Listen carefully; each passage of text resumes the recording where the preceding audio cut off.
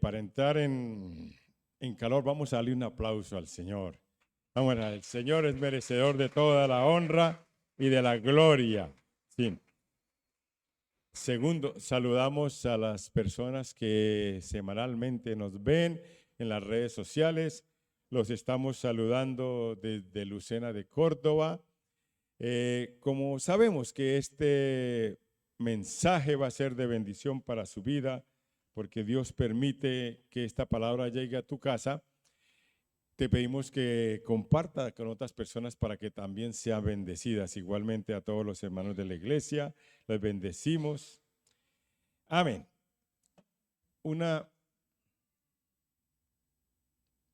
Estaba pensando ahora, a mi esposa le gustan mucho las plantas. De por sí tiene muchas en nuestra casa. Y tener plantas es como tener un hijo, es como tener un perro en general. Hay que cuidarlo, ¿sí? No es dejarlas ahí y ya está. Las plantas hay que regarlas, hay que buscar que les dé el sol, pero que tampoco les dé mucho el sol porque se achicharran. Hay que, cuando llega la lluvia, ponerlas para que les dé la lluvia, levantarse muy temprano a regarlas. Eso lleva cierto cuidado, ¿sí? Si no hay cuidado, no hay planta bonita. Si no hay cuidado, no hay bendición. Y me acordaba también, hace muchísimo tiempo, yo estaba enamorada, antes de casarme, pues no vayan a pensar que fue después de casarme, después de tener a mi esposa, tenía una novia, sí, muy bonita, muy guapa, rubia, hermosa, sí. Y yo solamente veía por los ojos de ella, ¿sí? Yo la veía perfecta, era la mejor, mejor dicho, y mi vida dependía de ella, y cuando ella me hacía algo, mi estado anímico caía, y entonces así era uno cuando se enamora, cuando está enamorado, no tiene sino solo ojos para la persona, hombre o mujer, no tiene ojos para más. Pero cuando yo tenía ese sentimiento, hasta que un día ella se fue con mi mejor amigo, ¿sí? Entonces, ¿por qué les cuento esto? Porque la palabra de Dios en el libro de Apocalipsis, mandando el mensaje a las diferentes iglesias, y el Señor le dice a las iglesias: uy, qué bueno has predicado el evangelio, qué bueno ha sido el domingo a la iglesia, qué bueno, tienen unos amigos muy buenos, pero tengo contra ti que has dejado tu primer amor. O sea que el Señor está diciendo que debemos siempre estar enamorados de Él. Y lo bonito de estar enamorados del Señor es que Él es fiel. Él no se va con el primer amigo que aparezca, ni con el primer hombre que aparezca. Él es fiel, aunque nosotros no seamos fieles. Y entonces, cuando uno tiene la seguridad y la certeza de que el amor de mi vida, que dice amar a Dios sobre todas las cosas, es fiel, uno le abre su corazón, le cuenta sus penas, le cuenta sus alegrías, quisiera estar con Él, siempre. Y por eso es que es importante dedicarle el tiempo al Señor. Yo estoy seguro, y yo el primero, que nosotros no le dedicamos las 24 horas ni las 12 horas del día al primer amor que debe ser nuestro Señor. Estamos más pendientes de otras cosas que realmente dedicarle el tiempo que Dios se merece como nuestro amor, ¿sí? Y una cosa que yo veía es que al Señor no le gustan las obras, ¿sí? Primero mi trabajo, primero mi estudio, primero Mercadona, primero mi esposa, primero mi novio, primero mi novia y después el Señor. Yo a veces me pregunto, y eso no necesita respuesta, ¿por qué las personas no vienen a la iglesia los domingos? ¿Por qué las personas no vienen en la semana a orar? Porque el Dios que dicen tener no está en el lugar que debe estar. Primero está la familia, primero está el novio, primero está esto, primero está otro. Y si no hay algo que me impida, pues voy a la iglesia el domingo o voy en la semana a estar con el Señor o me levanto a orar o a leer la palabra. Pero el Señor está reclamando de todos nosotros darle el primer amor. Dice, porque tengo contra vosotros que has dejado su primer amor. No está hablando del primer amor de primer novio en la primera novia, está hablando del amor inicial que nosotros le tenemos y le debemos tener siempre a nuestro Dios Todopoderoso. Cuando uno va dejando ese primer amor, va permitiendo en nuestra vida una serie de cosas, de espacios, ¿sí? Y lo más triste de todo es que las personas van perdiendo el temor a Dios. Hoy por hoy podemos decir que la mayoría del mundo no tienen temor de Dios. ¿Por qué? Ellos son su Dios, andan sin Dios y sin ley. Les da igual hacer el bien o hacer el mal. Les da igual pecar o no pecar. Pero para los hijos de Dios, para los que somos hijos de Dios, Dios nos dice que debemos andar con el temor de Dios. Y dice en Proverbios 1:7, Proverbios 1:7,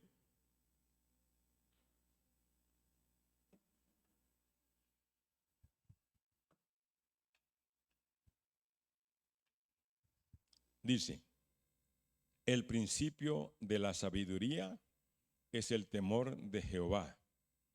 Los insensatos desprecian la sabiduría y la enseñanza. Qué bonito proverbio. Está diciendo que si yo quiero ser sabio, que yo quiero ser entendido, que si yo quiero tener sabiduría, que si yo quiero aprender, el principio que debe moverme es el temor a Jehová. Eso muchas veces las personas la manejan a su acomodo. El temor a Dios no es miedo a Dios. Los que no creen, los que no están fuertes en el evangelio, piensan que Dios es un Dios de látigo. Sí. ¿Por qué hizo esto? ¿Por qué hizo esto? ¿Por qué hizo esto? No. El temor hacia el Señor es reverencia al Señor. Que hay inquietud, hay cierta cosa en nuestro corazón por haberle fallado al Señor, ¿sí? Es un respeto al Señor, es una reverencia.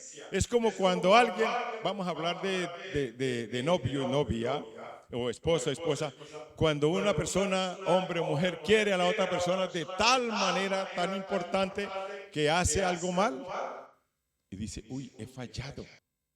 No porque la otra persona le vaya a pegar, no porque la otra persona le vaya a romper las relaciones sentimentales o porque la va a echar de la casa, no, porque le ha fallado y le ha hecho daño a la otra persona.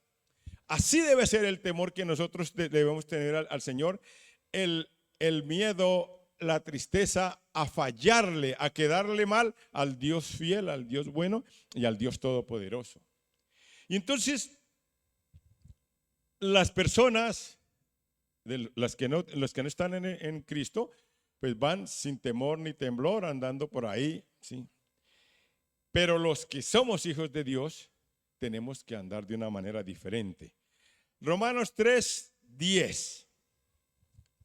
Romanos 3:10.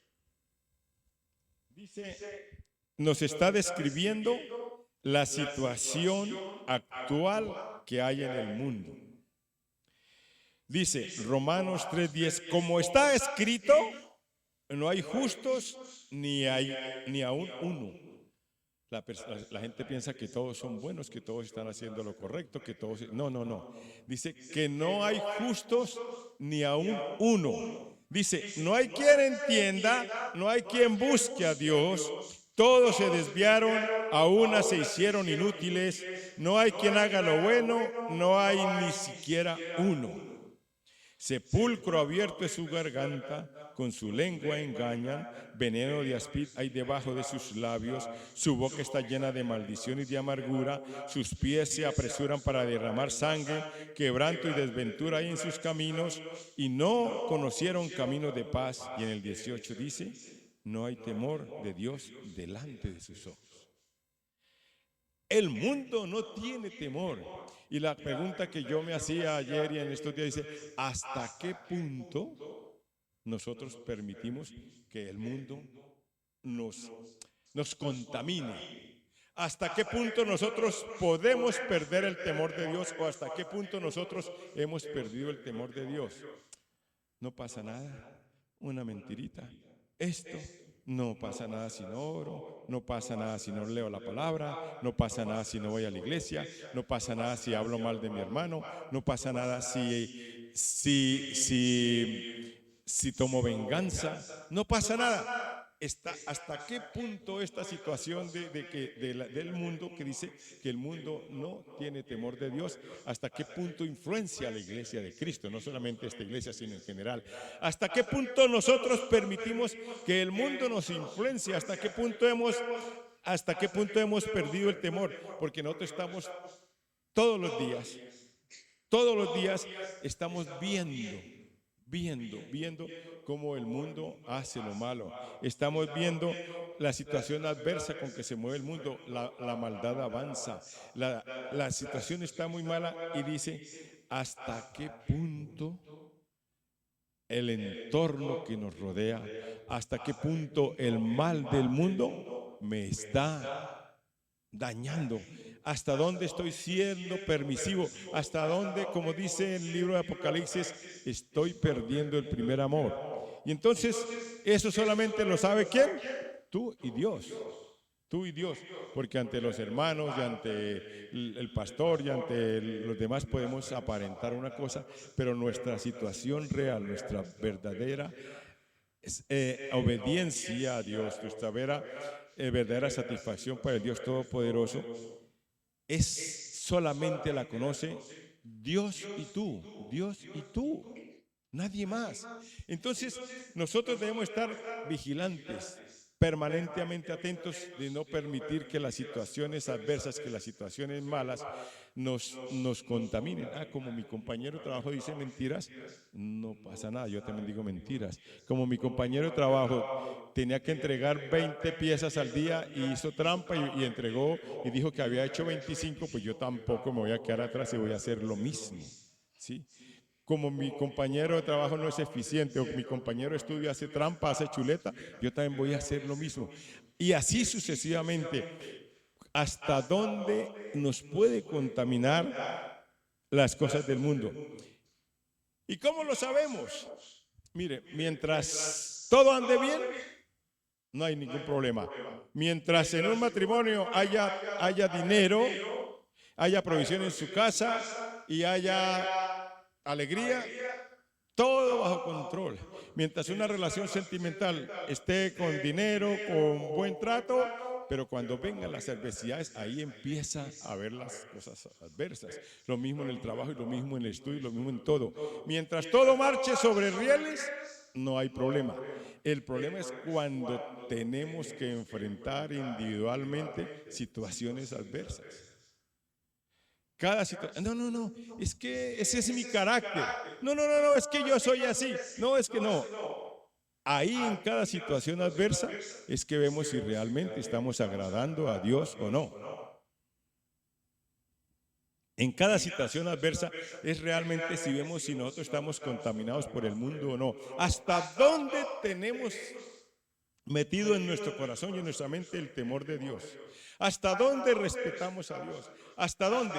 Entonces, hay una historia en Mateo 21-28 que habla de que un padre tenía dos hijos. Mateo 21-28.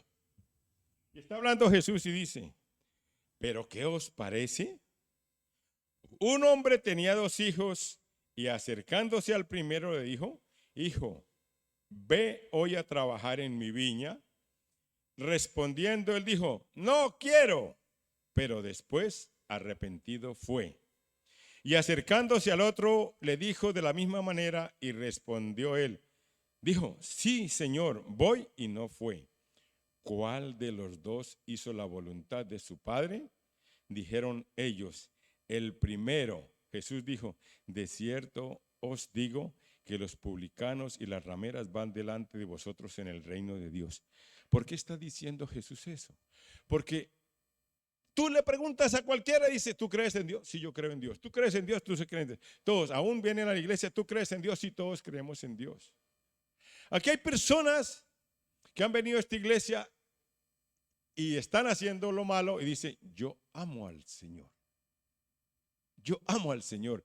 Si yo amo al Señor, no puedo estar haciendo lo malo. Si yo amo a Dios, no puedo ser cómplice del mal. Entonces, está aquí dos hijos. El uno le dijo: vente a trabajar hoy. Y dijo: yo no voy.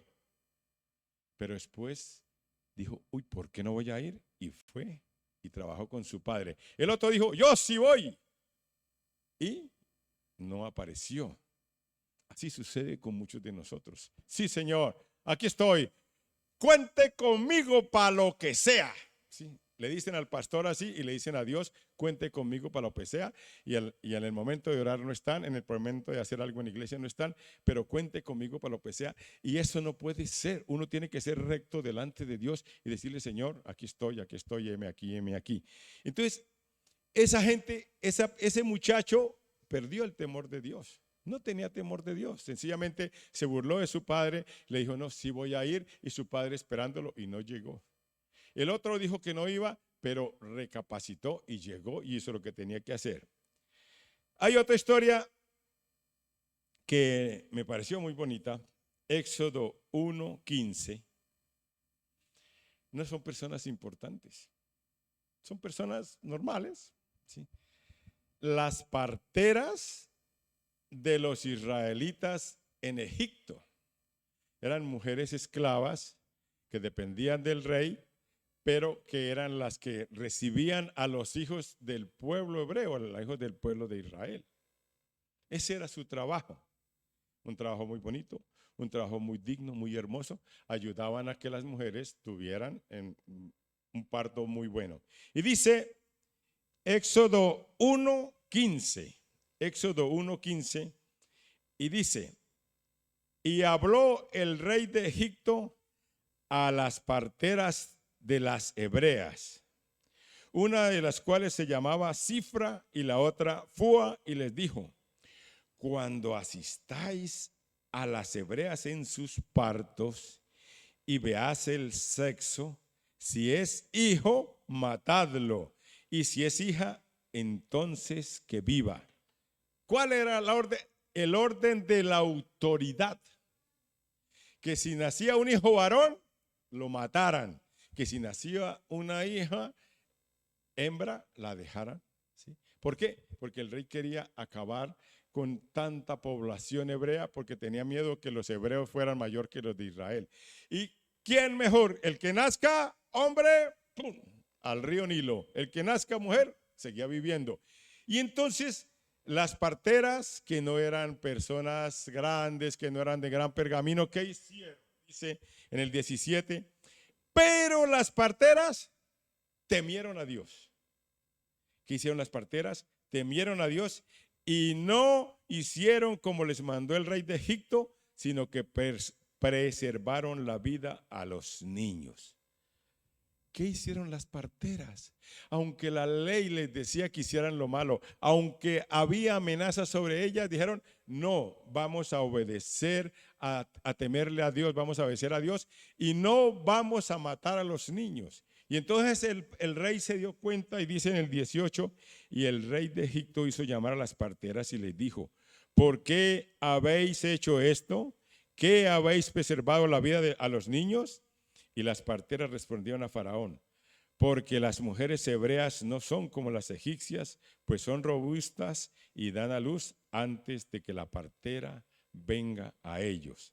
Le dieron una explicación que no era cierta al rey, pero ellas estaban preservando la vida, no se iban a contaminar con muerte, no se iban a contaminar, aunque la ley les estaba diciendo que tenían que matar a sus paisanos, a su raza. Ellas temieron a Dios.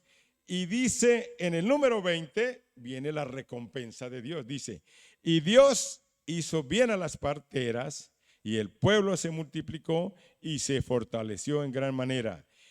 Y por el 21, y por haber las parteras temido a Dios, Él prosperó a su familia. Qué bonito, qué tremendo. Muchas veces, y sucede ahora en el año, las personas prefieren otras cosas que temerle a Dios, prefieren otras cosas que hacer la voluntad de Dios, creyendo que eso les va a traer bendición. Pero dice que por las parteras haber obedecido a Dios y por las parteras haber temido a Dios, dice que ¿qué? Prosperó a sus familias, bendijo su descendencia, bendijo su casa. ¿Por qué? Porque tuvieron temor de Dios y no le obedecieron al enemigo que estaba sembrando muerte en el pueblo hebreo. Entonces, es muy bonito que a veces, aunque tenga uno que pasar dificultades, aunque haya que pasar problemas, debemos por encima de todo obedecer a Dios y la voluntad de Dios y lo que Dios tenga para nosotros. Amén. Denle un aplauso al Señor. Aleluya. Aleluya. Y otra historia que me conmueve es en Lucas 23:30. Los voy a ubicar en el tiempo. Jesús había sido designado para morir en la cruz. Designado no, el veredicto de Poncio Pilato y el veredicto de los sumos sacerdotes era que Jesús fuera crucificado. Y Jesús llevó su cruz y habían con él otros 2 ladrones. Y dice la palabra que Jesucristo fue crucificado en medio de 2 ladrones, uno a la izquierda y otro a la derecha. Y estando allí Jesús agonizando, los ladrones sabían quién era Jesús. Los ladrones sabían que ellos merecían ser crucificados según la ley del Imperio Romano, pero que Jesús no merecía ser crucificado porque él no había cometido ningún tipo de delito. Y allí hubo 2 personas diferentes que cada uno tomó una determinación diferente. El uno, Lucas 23:39, estando Jesús en la cruz, dice, y uno de los malhechores que estaban colgados le injuriaba diciendo, si tú eres el Cristo, sálvate a ti mismo y a nosotros.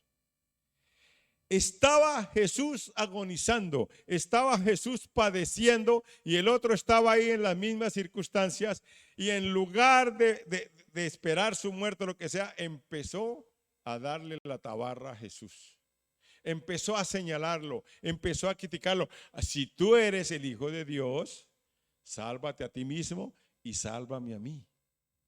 Ni siquiera hubo temor, ni siquiera hubo respeto, ni siquiera eso, sino este ladrón estaba echándole más leña al fuego, más dolor al dolor de Jesucristo. Pero el otro, en el número 40, respondiendo el otro, le reprendió diciendo, el otro le dijo, ¿por qué estás haciendo eso? Dice, ni aún temes a tu Dios estando en la misma condenación. El otro sabía que él era el Hijo de Dios, y el otro sabía que él estaba pagando el precio de nosotros allí en la cruz. Y dice en el 41, nosotros a la verdad justamente padecemos porque recibimos lo que merecieron nuestros hechos, mas ningún mal ha hecho. El otro se burlaba, el otro tenía compasión. El otro se burlaba, el otro tenía misericordia. El otro se mofaba de Jesús y este tenía amor hacia Jesús. Y entendiendo que Jesús era el Hijo de Dios, le dice, y le dijo en el 42, dice, acuérdate de mí cuando vengas en tu reino. Entonces Jesús, de cierto te digo, que hoy estarás conmigo en el paraíso. El ladrón bueno tuvo temor de Dios. El ladrón bueno reconoció que él era Jesús. El ladrón bueno reconoció que él era rey porque le dijo que cuando venga tu reino te acuerdes de mí. Estaba reconociendo que Jesús era rey, aunque estaba siendo crucificado y aunque estaba muriendo juntamente con él. Él estaba reconociendo que Jesús era rey. Y Jesús le dijo, de cierto te digo que hoy estarás conmigo en el paraíso. Entonces, hermanos, cada circunstancia, cada situación que se nos presenta, a todos nosotros se nos presenta diariamente, circunstancias en las cuales nos toca determinar si hacemos lo bueno o hacemos lo malo. Nosotros en esta iglesia y los que nos están viendo en las redes sociales, todos hacemos lo bueno. Ninguno vamos a decir, no, yo hago lo malo. Pero es una respuesta que tiene que dársela tú mismo y tú mismo decir, siempre yo hago lo recto y lo bueno, o siempre busco disculpas para hacer lo malo. Es que yo, pobrecito, es que yo esto, es que yo lo otro. No, nosotros no podemos buscar las disculpas, sino tenemos que hacer siempre lo bueno para agradar a Dios y para hacer la voluntad de Dios. ¿Qué hizo el hijo obediente?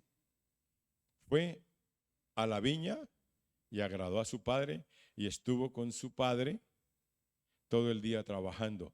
Aunque no estaba muy de acuerdo, aunque el campo no era el trabajo de él, pero allí estuvo con su padre todo el día trabajando con él. Y su padre tuvo que estar agradado con él. ¿Qué hicieron las parteras? Las parteras hubieran podido hacer lo que el rey mandó, lo que el faraón mandó. Niños, ¡pum!, al río. ¿Estaban incumpliendo la ley? No, estaban cumpliendo la ley porque el faraón les mandó.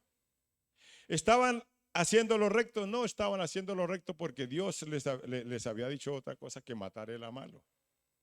Pero ellas hubieran podido hacer lo malo y no hubiera pasado nada. Pero en el reino de los cielos, en el mundo espiritual, ellos sabían que iban a tener una bendición y que iban a cambiar la situación. Hicieron lo recto delante de Dios, hicieron la voluntad delante de Dios y fueron bendecidas y fueron prosperadas. Y el ladrón que estuvo al lado de Jesús hizo lo recto, tuvo compasión, tuvo amor, tuvo misericordia y reconoció al Dios Todopoderoso que estaba con él. ¿Qué pide Dios de nosotros? ¿Qué pide Dios de nosotros? Mira, podemos tener días malos, podemos tener bajones, podemos tener circunstancias adversas, pero lo que Dios nos pide que es en ningún momento perdamos el temor de Dios. Lo que Dios nos pide es que nosotros, como dice el libro de Apocalipsis, estemos siempre en el primer amor. Que no llegamos a su presencia y dice, y tú olvidaste tu primer amor. Que en las circunstancias buenas, que en la bendición, amemos al Dios Todopoderoso. Que en las circunstancias regulares sigamos amando al Dios Todopoderoso. Y que en las circunstancias adversas sigamos amando al Dios Todopoderoso.